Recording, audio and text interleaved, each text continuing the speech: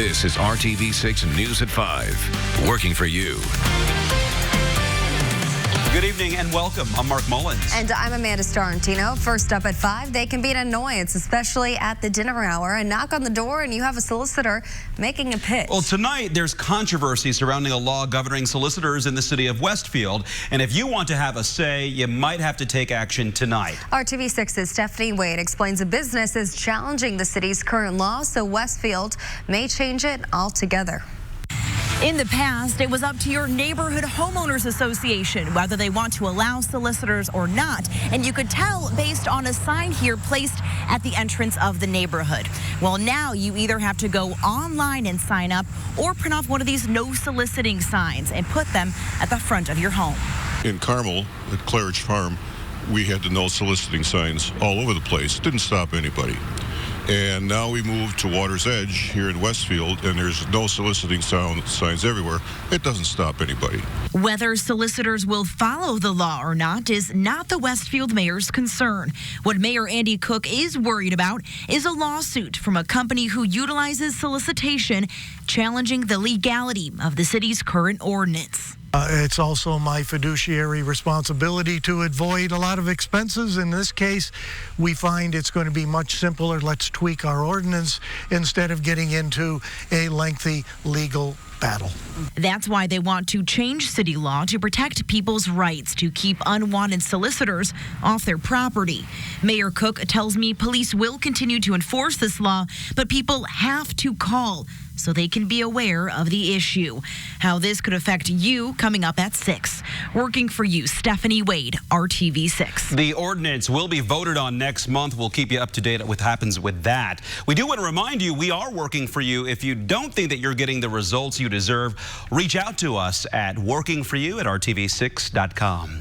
Now let's take a live look outside. It is a beautiful evening here in central Indiana. The sun is shining and the temperatures are fairly comfortable. And Storm Team 6's Alyssa Donovan is here with us. Alyssa, it's wonderful out right now. We had a gorgeous day. That humidity was low. We had a lot of sunshine. Just starting to see a little bit of cloud coverage move in. Now, I'm going to tell you, though, it is going to change a little bit as we head into the weekend. Oh, a little change of plans there. That heat and humidity is going to be back in the forecast. And you can see right now on our IMS Pagoda cam that we have partly cloudy skies right now. Those cumulus clouds have moved in. Still seeing quite a bit of sunshine, though, peeking through. That's going to be the way it is as we head into the evening, and then those clouds are going to diminish overnight. Right now, still 82 in Indianapolis, 77 in Kokomo, 81 in Martinsville, Bloomington, and Muncie. So we are a little bit below average today. That's just due to that high pressure that moved in. That has brought our temperatures down a little bit, just as we saw those cooler temperatures overnight. As we head into the evening, we are going to start with partly cloudy skies, and then a lot of that cloud coverage is going to move out. Tomorrow, we do have a system that will move through. That will bring us a small chance of a stray shower, maybe a pop-up thunderstorm, but for the most part, we are going to stay dry tomorrow before we start to see that heat and humidity back in the forecast for the weekend. Evening planner, we're going to stay dry tonight with that low humidity. Those skies are going to clear. We are going to see those winds very light as well. Temperatures dropping into the 70s. A little cooler to start tomorrow. I'll have those details coming up. All of them are crowded. Sometimes they're running early, sometimes they're running late. RTV6 is working for you tonight to get answers about growing concerns parents are sharing in Franklin Township. They are worried about the safety for students due to the number of kids riding the school bus. RTV6's Nicole Griffin is taking their concerns to district leaders. As the school year gets underway and kids head back to class in Franklin Township, some parents are concerned that their child's bus may have too many students. They're having a hard time keeping bus drivers, and the buses seem to be pretty jam-packed. I know they're sitting almost 3 to a seat on our bus. They're crowded, but you're going to have that everywhere. I actually drive for Warren Township, and we have parents complaining that our kids are 3 to a seat as well. A spokesman with Franklin Township recognizes the buses are full, but says they are not over capacity. He confirms many of the elementary students are riding 3 to a seat, and in some cases 4, but that only happens on older model buses with smaller elementary-age children. State law says 3 elementary kids can ride in a seat, but transportation officials decide how many students can safely fit. A Franklin Township spokesman says this issue comes down to having a lack of bus drivers, and that is a problem that is not unique to this school district. Right now, they are looking to hire 2 full-time bus drivers, and they are always looking to fill substitute driver positions. Coming up tonight at 6 o'clock, I'll tell you why the district says these school buses may be full, but they are not considered overcrowded. Working for you in Franklin Township, Nicole Griffin, RTV6. New at 5 here, an investigation is underway after a student at Lawrence Central High tried to bring a handgun to school today. Lawrence Township School sent a note to parents addressing the situation. The note says the student had arrived late and was immediately searched due to erratic behavior suggestive of being under the influence. During that search, school officials say they found a gun inside the 16-year-old's book bag and immediately secured it. They say the student did not pose a threat to other students or faculty at the time. Lawrence police said the boy was taken to the Marion County Juvenile Detention Center. New information tonight, an autopsy shows someone shot a 17-year-old murder victim 11 times inside a Penn Station sub shop on Pendleton Pike over the weekend. Lawrence police say 18-year-old Jalen Ryle is officially charged with murder in the death of Connor Turner. Police claim Ryle claimed 2 people had threatened to kill him. Surveillance video shows Turner and Ryle inside the sub shop around 5:30 Saturday evening. Court records say Ryle pulled out a handgun and fired multiple shots at Turner from a very close distance. The video shows the suspect and victim exchanging words just before the shooting. A witness also told police both teenagers were arguing prior to the shooting. And breaking news just into the RTV6 newsroom. NASCAR legend Dale Earnhardt Jr. and his wife are okay after they were involved in a fiery plane crash in Northeast Tennessee. The plane carrying Earnhardt Jr. and his wife crashed at Elizabethton Airport in Elizabethton, Tennessee. That is very close to the weekend's NASCAR race in Bristol, Tennessee. It is not clear what caused the plane to crash on the runway at that airport. But again, Dale Earnhardt Jr. and his wife are okay this evening. It's the last day of training camp for the Colts. The team still has some big questions looming with the countdown to the regular season growing shorter. Chief among them, the status of starting quarterback Andrew Luck. RTV6 Sports' Brad Brown is live at Grand Park in Westfield. So, Brad, tell us what you have noticed this evening. Omar, good afternoon. What we noticed kind of early on today was an atmosphere that was kind of relaxed among everybody here. We'll talk about that more in a second. There's a little bit of breaking news here in the span of about the last, say, 15 minutes or so while we moved here away from the field to get set up for our live shot. There was really our first major injury of training camp. Colts wide receiver Reese Fountain went down, looked like a very serious injury. Everybody took a knee, long delay. We actually heard an ambulance coming into the other side of the field here. They finally, in the span of the last couple of minutes, we heard some applause from the stands as they wrapped things up there and got that young man carted off. He had a great training camp. Really looked like he was going to have an opportunity to maybe get one of those last couple of spots on the Colts main roster when they made the cut to 53, but unfortunately his camp will be cut short here on the final day. We'll get some more details for you in the span of this next hour, and we hope to bring you more on that coming up here tonight on the news at 6. Earlier, though, when things started around 4 o'clock this afternoon, there was really kind of a light mood out on the field amongst everybody today as players, knowing this is the final day that they'll have up here in Westfield after 3 weeks of very hard work. Officially day 16 of practice, but the Colts have a couple of sessions during a lot of these days, and I think officially session number 30, be it a walkthrough or video session or something else for the individual team groups. But this last day on the field here right now, this second of 2 joint practices between the Colts and the Browns. Now, Mark mentioned in the intro, and we talked a little bit about it yesterday, Andrew Luck not on the field again today. In fact, pretty much we know we're not going to see him at any point during the course of the preseason, but a big decision will have to be made at some point about week 1. Coach Frank Wright gave us a little more insight to that yesterday. You know, ideally, the more time you have, the better. But you know, by the end of the 3rd preseason game, I think you just have to know something. You know, you got to be able to make a call, move. He's pushing it just enough, but you know, his throwing session today, I watched it on tape, and you know, I don't know if he's going to be ready or not. We'll see. But the little bit that I saw today looked good. And again, that was from Wednesday. Everybody being really non-committal. We heard from Chris Ballard earlier in the week. Jim Irsay did the radio interview that we had to pick up on there on Tuesday as well. So kind of basically right now is we don't know would be kind of as far as officially the Colts are going to say regarding their starting quarterback. We shall see. Of course, they'll have a preseason game coming up against the Browns at Lucas Oil Stadium on Saturday. Jacoby Brissett will get the start in that one again, and we'll see where it goes. 2 more preseason games. September 8th, of course, is the season opener against the Chargers. And one more thing today. It is Alumni Day day here officially at training camp. Coming up tonight on the news at 6, some guys that you might know, specifically Peyton Manning is here, Tony Dungy, Bill Polian, and some others. We hope to hear from some of them between now and then, and we'll bring you a full recap of the day's action on the field coming up here in about an hour or so. We'll see you back here then. Live in Westfield at Grand Park, Brad Brown, RTV6 Sports. Thanks, Brad. See you soon.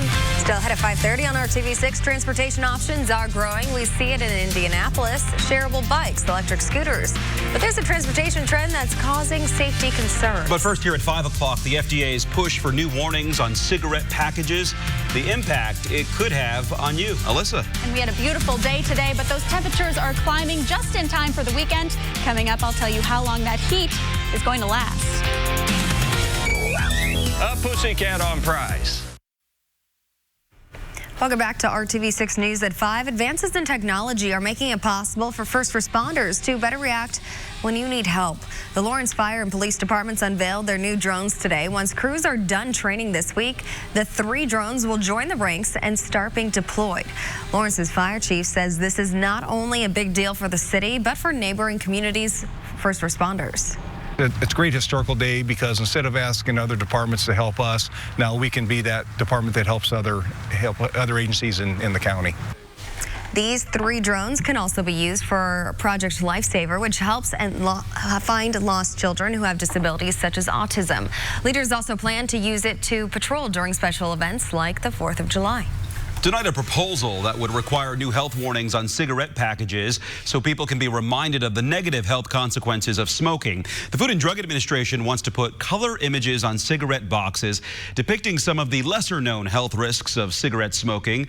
The FDA says this would be the most significant change to cigarette labels in more than 35 years. More than 34 million adults and nearly 1.4 million youth in the United States currently smoke cigarettes. Health warnings first appeared on cigarette packages in 1966 and were most recently updated in 1984 to include the Surgeon General's warnings. A reminder for parents about a major change to back-to-school immunizations for kids. The Indiana State Department of Health says students now need 2 doses of the hepatitis A vaccine, which is now required for all students from kindergarten to 7th grade as well as 12th grade. That's up from a 1-dose requirement. 2 doses are recommended for all other grades, but not required. A much better day on Wall Street. The Dow went up 99 points 24 hours after it fell 800 points. It didn't quite recover all of the losses from yesterday, but at least it moved in the right direction today. ABC's Aaron Katersky reports more on today's developments on Wall Street, plus looks into the fears about a possible recession. The stock markets were more settled today after the Dow had its worst day of the year yesterday, losing just over 800 points. On Wednesday, the yield on 10-year Treasury notes dipped below the yield of 2-year U.S. notes, resulting in an inverted yield curve. The last time that happened was 2007, just before the Great Recession. Think about it like this. What it's telling Wall Street is that a recession could be coming in the next 6 to 18 months. But a report showing stronger than expected retail sales and a solid profit from Walmart appeared to relieve some of the concerns. Today, the White House assured the U.S. economy is strong, touting the country's lowest unemployment rate in 50 years. From foreign investors, a desire to purchase American bonds where it's safer because they're concerned about the economy elsewhere. This week, President Trump backed off threats to implement tariffs on millions of dollars worth of some popular Chinese goods. I think Asian market will stabilize in the near future up to the end of the year. And if there is a trade deal between the U.S. and China, I think the market could rebound. The president blaming the Federal Reserve, even the media, for the volatility, tweeting, "The fake news media is doing everything they can to crash the economy because they think that will be bad for me and my re-election." So what does all this mean for your 401k? Experts say even with all this recent volatility, your 401k should still be doing better than it was doing last year. Aaron Katersky, ABC News, New York. And working for you when it comes to investing for retirement, the best advice is to start now. And while markets can be volatile in the short term, a financial advisor can help you navigate the road ahead. Financial experts say when planning a retirement strategy, think OPM. O is for objectives, gather your assets and set financial goals. P for planning, where you put a plan in place to reach those goals. And M for management, keeping up with your progress and making adjustments as necessary. And if you don't want to go at it alone, choosing a good financial planner is key. Someone that is knowledgeable and experienced is a given, but you also want someone that is accessible and responsive. And honest, someone who won't use your money just to sell you a dream. Time now for your Storm Team 6 forecast, and it has been an amazing day out there. Felt good to be outside. Oh, it was a great day to be outside. That humidity was low. We saw lots of sunshine today, and that's how it's going to stay the rest of today and most of tomorrow, but we do have some changes moving in for the weekend. So right now, temperatures have been in the 80s throughout the day. Our highs today, a little bit below average, 83 in Indianapolis, 81 in Muncie, 81 in Bloomington, 82 in Columbus, and right now we are still seeing those 80-degree temperatures. 82 right now in Indianapolis with partly cloudy skies, so we've gathered up some cumulus clouds. Those are going to continue to diminish as we head into the evening hours, so if you are seeing that cloud coverage at your house, expect that to clear overnight. You can see, though, that humidity has dropped way off, that dew point has lowered, and those winds are fairly light out of the west-northwest, just a light breeze about 13 miles per hour, so a very pleasant evening ahead. Now, the cloud coverage that we have gathered today is all from this system just off to our west, that shortwave disturbance, and that's going to start to move through tomorrow. As it does, it's going to bring us the potential of a stray shower, maybe a pop-up thunderstorm, especially in the afternoon and early evening hours. Now, that's not going to be widespread. The areas that do see that, it will be isolated in nature, so we'll just see a very quick, short pop-up shower or storm in those areas that do see that tomorrow. But tomorrow we are going to start out dry in the morning and a little bit cool due to those clear skies, and then by midday, that's when we're going to see that potential of a pop-up stray shower, maybe a thunderstorm. Not expecting any severe weather with this, and it's going to pass through very quickly, and then we're going to clear out by the evening and overnight hours into our Saturday, which is going to be a little bit different as well. We're going to see those temperatures climbing into the 90s this weekend. We haven't seen those in a while. We're also going to see that humidity back in the forecast. Warm air is going to move in with that. We're going to see the potential of some scattered showers and thunderstorms by Saturday afternoon, and then a small chance of showers and thunderstorms Sunday afternoon as well. And that's all from that warm front that's going to move through. That will stick with us to start out the week with those temperatures staying in the 90s. Overnight tonight, dropping off a little bit with those temperatures. We're going to start a little cool tomorrow morning. So as kids are heading to the bus stop, might want a light jacket, maybe a sweater. We're going to be right in the low 60s here in central Indiana, a little cooler to the north in the upper 50s. So some cool spots on the map as we head overnight tonight. Tomorrow, temperatures will climb into the mid 80s. Those chances of stray showers, maybe a thunderstorm or two in the afternoon, but we are going to start out dry in the morning, and then we're staying in the 90s until Tuesday with those chances of showers and thunderstorms possible nearly every afternoon in the forecast. So what you're saying is tonight's a perfect night to Tonight's the night to get outside. To meet a bachelor, right? Yes. Yeah. It is baseball and Ben tonight at Victory Field. And Bachelor Ben Higgins, a Warsaw native, will meet with fans and throw out the first pitch during Bachelor Night at tonight's Indianapolis Indians game. You can meet him from 5:30 to 6:30 in PNC Plaza near center field. So you better get to Victory Field soon. Well, Ben Higgins, they'll then throw out that first pitch for tonight's game around 7 p.m. Again, the Indians take on Rochester. I wonder what kind of questions he'll get. Oh, I'm sure plenty. All right. And only on RTV6. If you're having Bachelor or Bachelorette withdrawals, don't fret. You can catch Bachelor in Paradise every Monday and Tuesday at 8 p.m. And it has every bit as much drama. Just ask Mark. Oh, if you only knew. Still ahead here at 5, a tale being developed for humans. The purpose of it, this is a story you don't want to miss. Up next.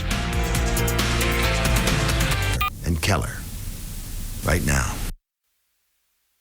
Hello, I'm Ted Rollins with Court TV Live. We are covering a trial out of West Virginia. It's a murder trial. Morgan Vandergriff was allegedly speeding through a neighborhood and didn't bother to slow down when a school bus was trying to make a U-turn. 38-year-old John Maynard, who was sitting in a driveway with his friend, jumped into action, telling the driver to stop. Onlookers say that Vandergriff then purposely swerved his vehicle to hit Maynard, who ended up dying from the impact.